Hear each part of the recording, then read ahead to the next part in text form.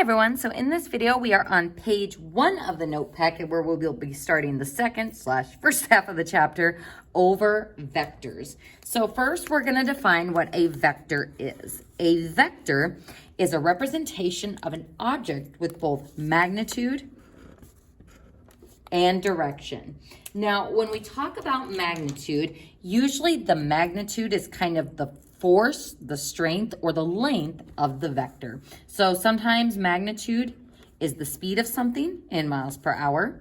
Sometimes it's the force of an object or the strength. So we'll do speed, miles per hour, force or the strength of it, but it can also be the length of the vector. And we denote the magnitude with the following notation. The absolute value of, for example, v, where v is the name of the vector. So oftentimes we use the letter v, sometimes we use the letter u, so we'll see all sorts of different names we can use for vector, but that v notation and absolute value of v, which is read as the magnitude of v, is going to be an important notation. Our second key feature of a vector is the direction, and this is theta, or the angular direction of the vector. Now, something that a vector does not have is location. So it has direction, but not location. And we'll get into that in some of the space down below so you can see what I mean by it not having location. So just like with what we've been doing so far with polar equations versus rectangular equations, I have the XY notation and I have the R theta notation. So there are also two forms for a vector. There is component form, which is similar to our rectangular items for polar equations. I can find that green pen, there it is. And component form looks like this, and it's kind of tough to see in this diagram, but those are not parentheses. They are these kind of sideways V's. This is our notation that denotes a vector and not a coordinate. So this is the coordinate AB. This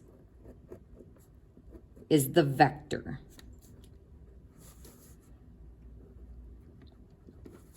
And when the vector starts at the origin and extends to the point AB, we call this the standard representation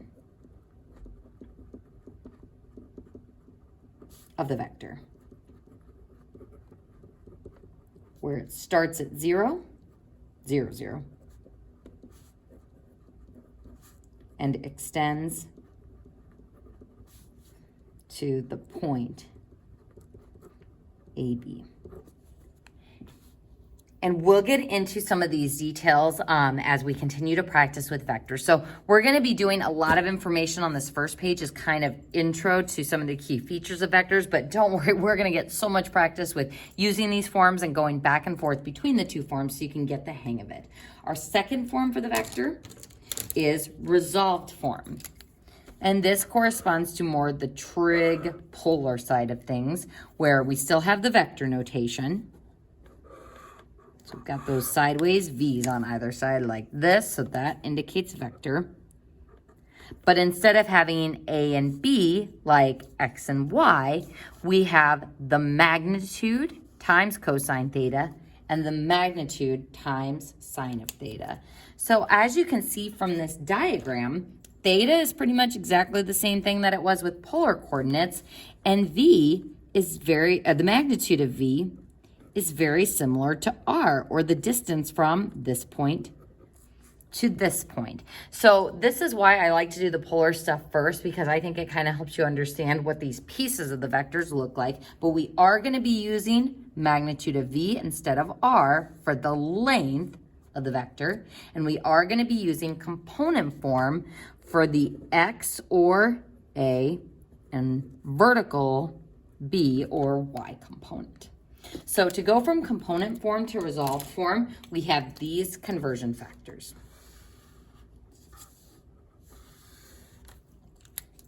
So you can write memorized by this chart, but really, if you know our polar and rectangular coordinate stuff, you should be able to see the similarities between these. So A is like having x equals r cosine theta. It's just instead of having a length, we have a vector with an arrow on it, and r is the magnitude of the vector. Instead of having an x component, we have an a, or horizontal component of the vector. So then b is like having y equals r sine theta. So a and b correspond to x and y, and magnitude corresponds to r. And this tangent b over a, that's just like having tangent of theta equals y over x. Now, the one thing that's not included in this chart that I would like you to write in is our magnitude formula. The magnitude of v is equal to the square root of a squared plus b squared.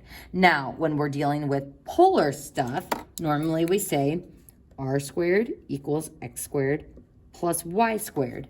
But we're never really interested in r squared, just like we're never really interested in the magnitude squared. We're always going to be solving for just the magnitude. So that's why we've got that square root in this one. So this may be the only one that you actually have to spend some time getting a little bit more familiar with. So the magnitude, which is also called the absolute value of the vector, is the size or the length of the vector. And again, we denote that with the absolute value bars around v, or read as the magnitude of v. So if I have a vector v represented with these a and b components, then the magnitude of v would be equal to the square root of a squared plus b squared. And as we start looking at these problems visually, you'll be able to figure out how you can kind of muscle through and get these formulas based on what you know about right triangles.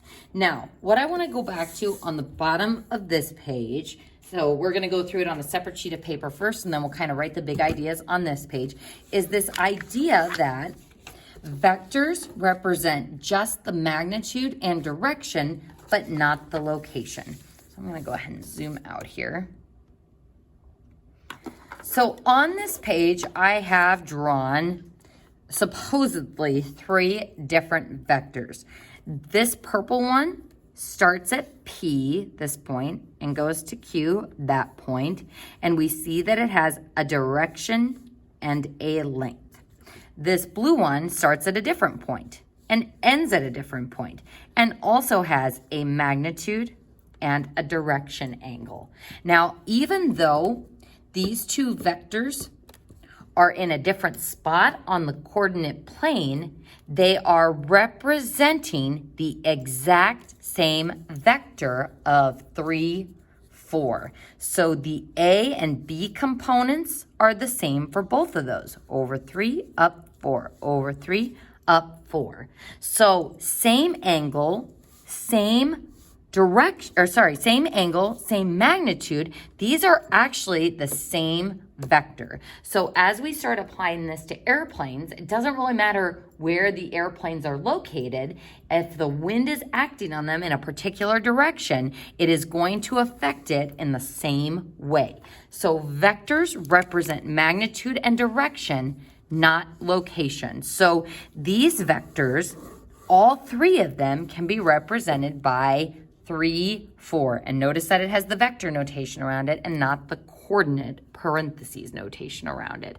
So this is what we'd call component form. So normally if we're given vectors like this from non-zero points, we normally put them in standard position to find the A distance from 0 and the B distance from 0, or the X value and the Y value. So usually we're gonna try to find the component form, which we can slide to that standard position. So folks, what I would like you to write down in your notes is that this vector has an A component and a B component.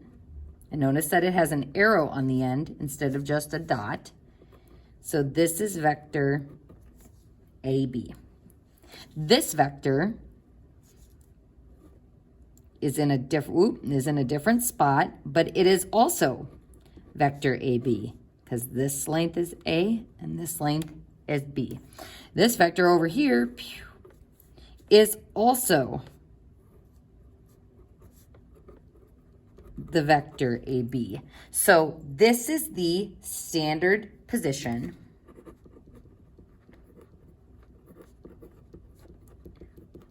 which means we put the starting point of the vector at 0, extending to that point where A is the x distance and B is the y distance, and all three of these vectors are the same. So same direction angle, same A and B distance. So different locations.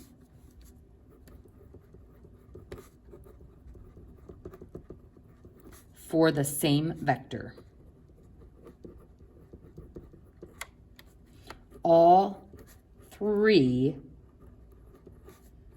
are the same